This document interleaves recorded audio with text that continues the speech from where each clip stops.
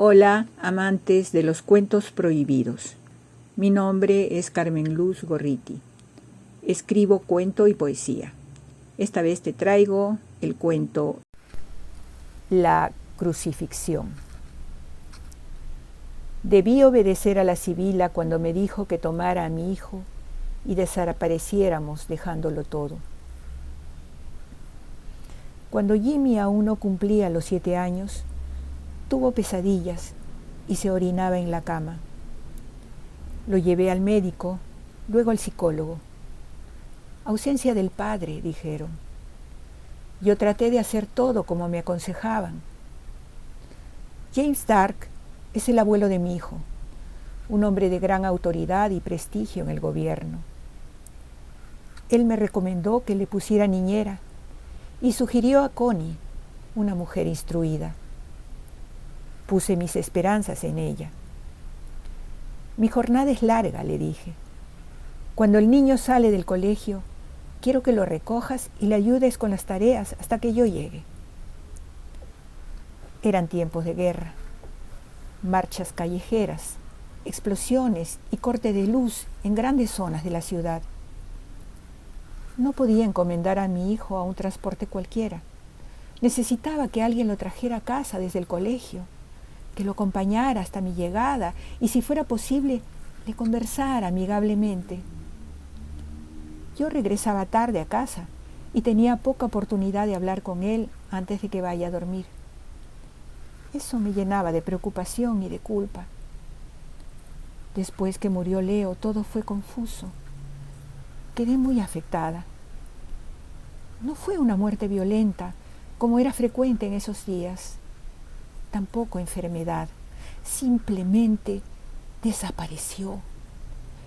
Y luego nos dijeron que su camioneta había caído en un abismo del que era imposible rescatarlo. Durante las primeras semanas me ayudaron los vecinos de la casa, un general retirado y su esposa, ancianos, amables y silenciosos. Fue la temporada en que mi hijo dejó de ser un niño feliz. Semanas después llamé a Connie, quien logró rápida autoridad con Jimmy y además parecía llevarse tan bien con los vecinos que pensé que se conocían desde antes. En los meses siguientes, la enuresis y las pesadillas se hicieron más frecuentes. Empecé a acostumbrarme a las rarezas de Jimmy, pero quise encontrar una cuidadora diferente. Me parecía que el salario de Connie era muy alto y que tal vez no me informaba todo lo necesario sobre mi niño. Ahora que recuerdo, no me gustaba su voz, su origen extranjero, ni su manera vulgar de referirse a los objetos, los animales, las personas. No había nada preciso, simplemente me desagradaba su persona. Hace unos días me decidí. En señal de respeto avisé a mi suegro que despediría a su recomendada y le di el aviso a ella. Nos tomaríamos un tiempo para que encuentre otro trabajo y yo encuentre un reemplazo. No le gustó mi decisión, pero aceptó. Me apuré en encontrar alguna colaboradora de un carácter más transparente y cuando Connie dejó de venir, respiré aliviada. 2 días después sucedió lo del gato. Pobrecito gringo. Fue Jimmy quien lo encontró aquella mañana. Las 4 patas habían sido clavadas sobre una cruz de toscas maderas. Nuestro gatito no era confiado, no era fácil de atrapar. ¿Quién podría ser capaz de reducir a un felino? ¿Y por qué? No se me ocurría ninguna razón por la que alguien pudiera cometer semejante crueldad. ¿Una venganza? En ese tiempo yo trabajaba en el archivo del Ministerio de Defensa y alcancé a escuchar tenebrosas historias sobre el 7º nivel del sótano. Hasta creo que vi pasar hacia allí a unos detenidos que nunca regresaron. Pero aquello no tenía que ver conmigo. Esos asuntos no pasaban por mis manos, ninguna decisión importante.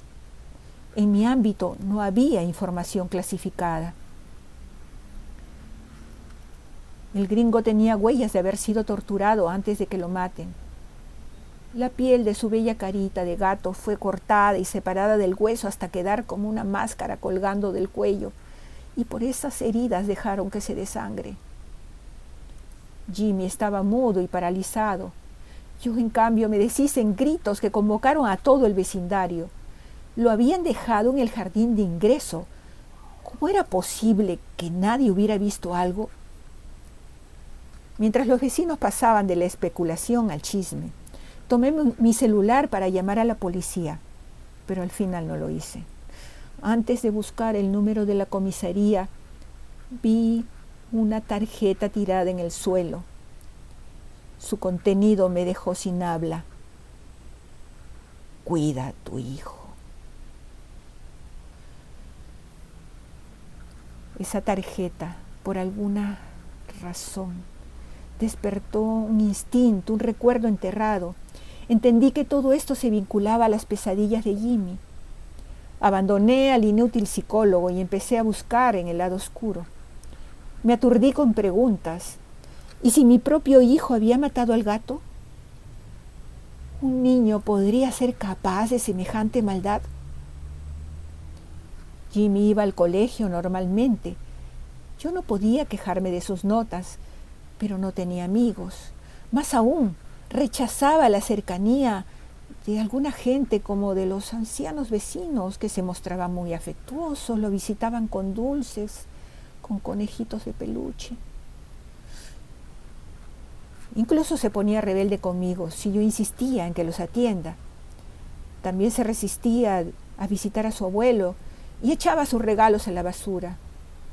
¿Por qué has tirado ese osito tan lindo?, le pregunté en su cumpleaños. No me quiso responder. Delante de Connie, en cambio, yo lo vi casi sumiso. ¿Cómo lo estaba logrando ella? Al día siguiente del incidente del menino, me trasladaron de la sección en que yo estaba a otra, en el ministerio. Aumentó mi sueldo, pero también mis responsabilidades, y se extendió mi jornada de trabajo.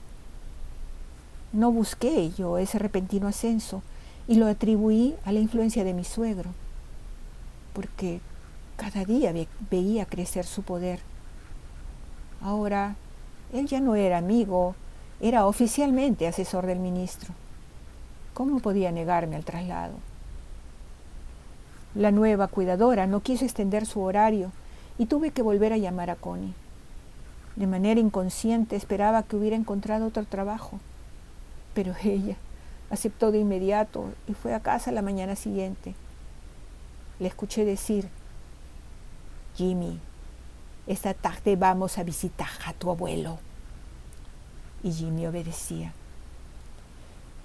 Yo no sabía cómo entender los miedos de mi hijo. El psicólogo dijo que la causa era la ausencia del padre, pero eso no resolvía nada. Y peor, yo también empecé a tener sueños extraños. Me producían angustia, sin que pudiera llamarlo pesadilla. Aún no eran pesadillas. Empecé a buscar otro tipo de asesoría. Unas amigas me dieron las referencias de una sibila, Kendra, una vidente de gran poder.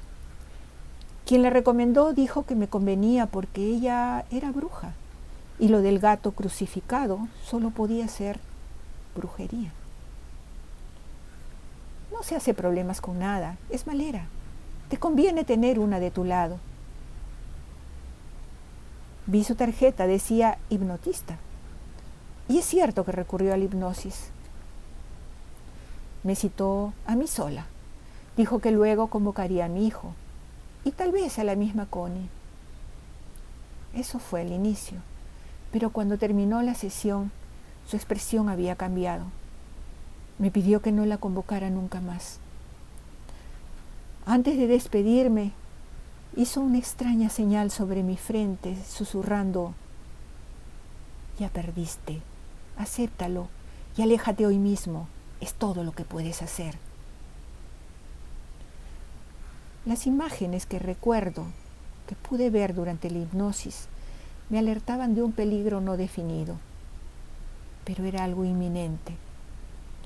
Empecé a considerar algún tipo de fuga, aunque no tenía idea de qué o de quién debía huir. Además, no me sentía hábil en nada en particular, porque yo antes de quedar viuda solo atendía a mi familia y mi puesto en el ministerio lo conseguí después por intermedio de mi suegro. ¿Dónde podría encontrar otro trabajo? ¿A qué ciudad me mudaría? Y sobre todo, ¿de qué debía huir? Cuando regresé a casa no estaba Jimmy, tampoco Connie. Marqué su número y no me respondió.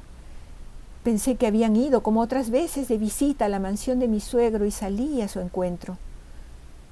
Cuando llegué, ella misma me abrió la puerta, me dio la espalda y sin decir nada se perdió en un salón interior. «¡Entrégame a mi hijo!», le grité.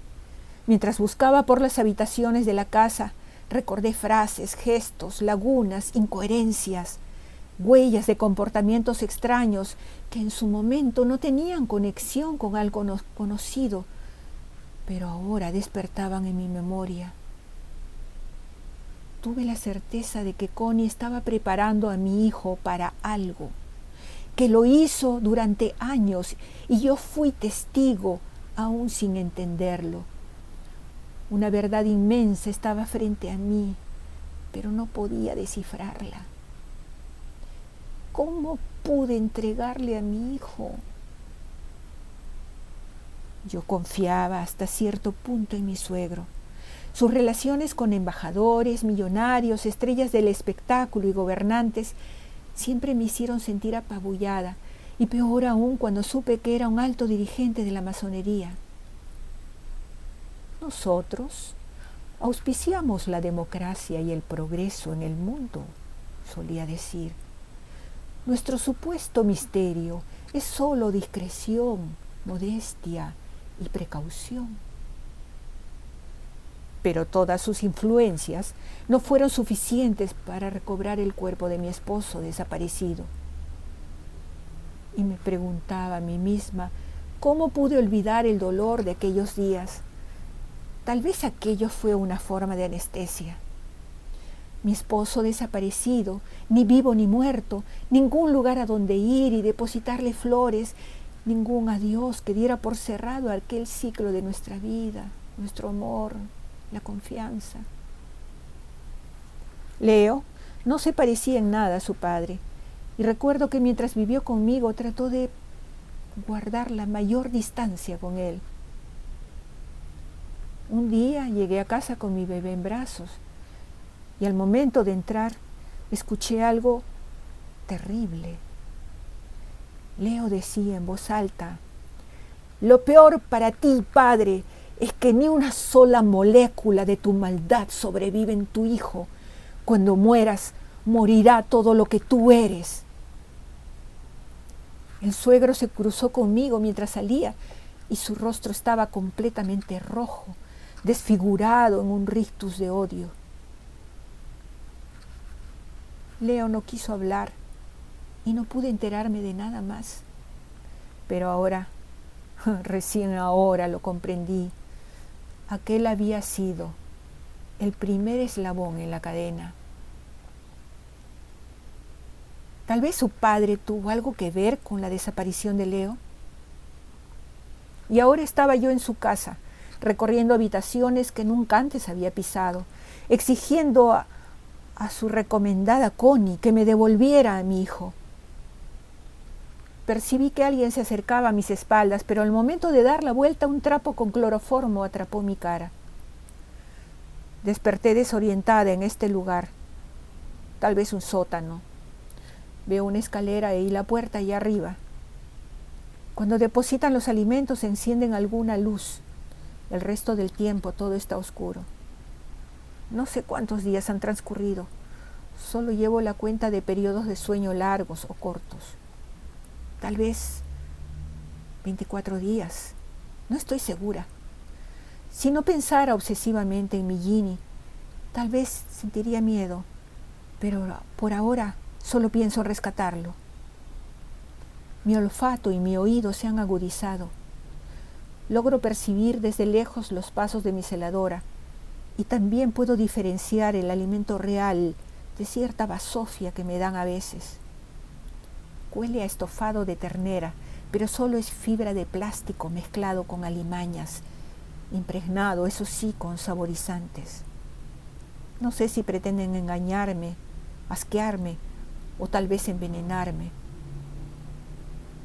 ¿Por qué me han aprisionado?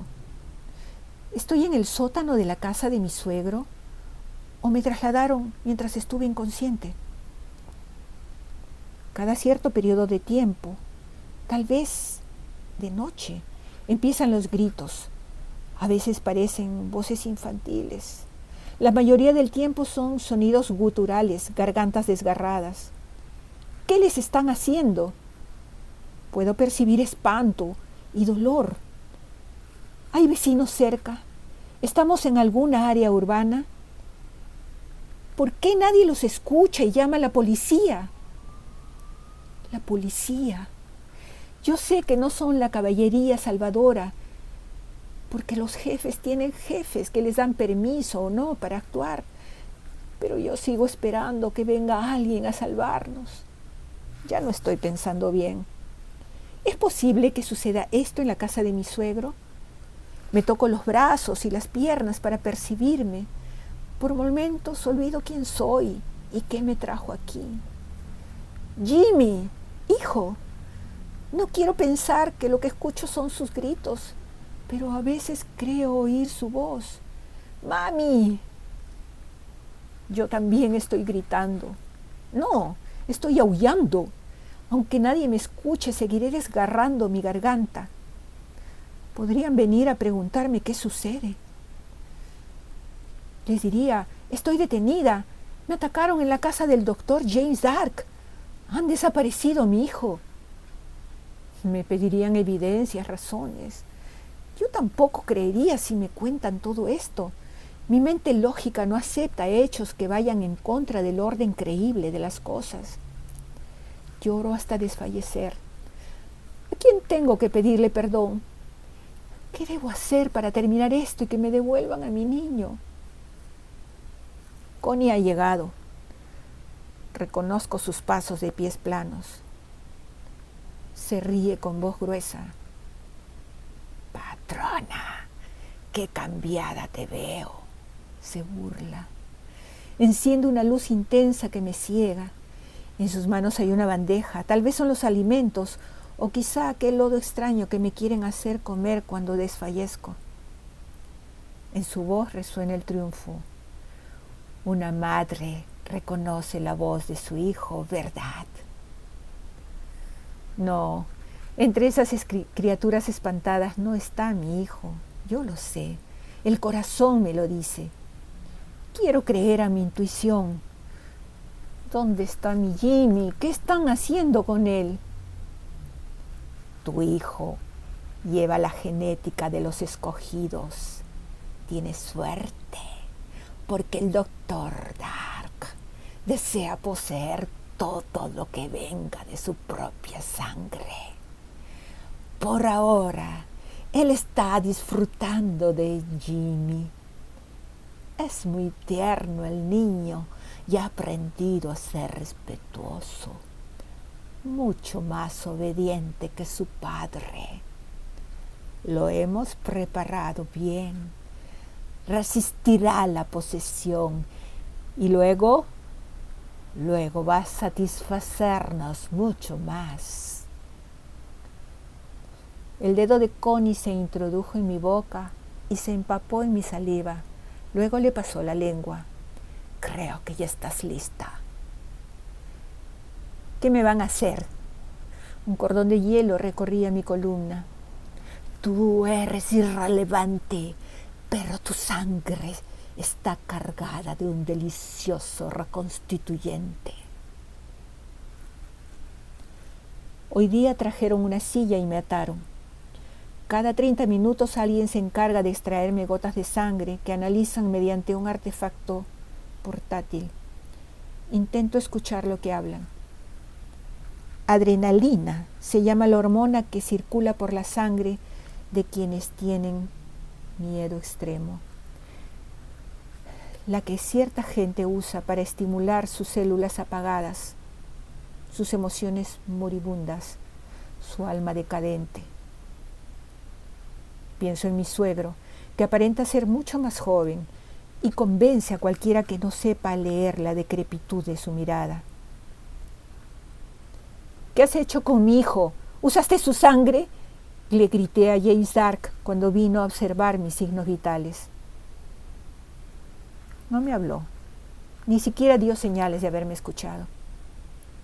Después de leer la hoja de informes, me desnudó y empezó a trazar signos ominosos sobre mi piel. Con gesto de desprecio se alejó y le dijo a alguien: no es de lo mejor, pero ya está lista. Ahora me están conduciendo a un anfiteatro techado. Calculo que es el último subterráneo de la mansión, o donde quiera que esté. Connie abrió la puerta. La reconozco con dificultad, no parece la misma. Ahora viste una túnica pintada con inscripciones rituales. Me mira y se dirige hacia mí, que ya no tengo amarras, pero sigo sentada porque las piernas no me sostienen.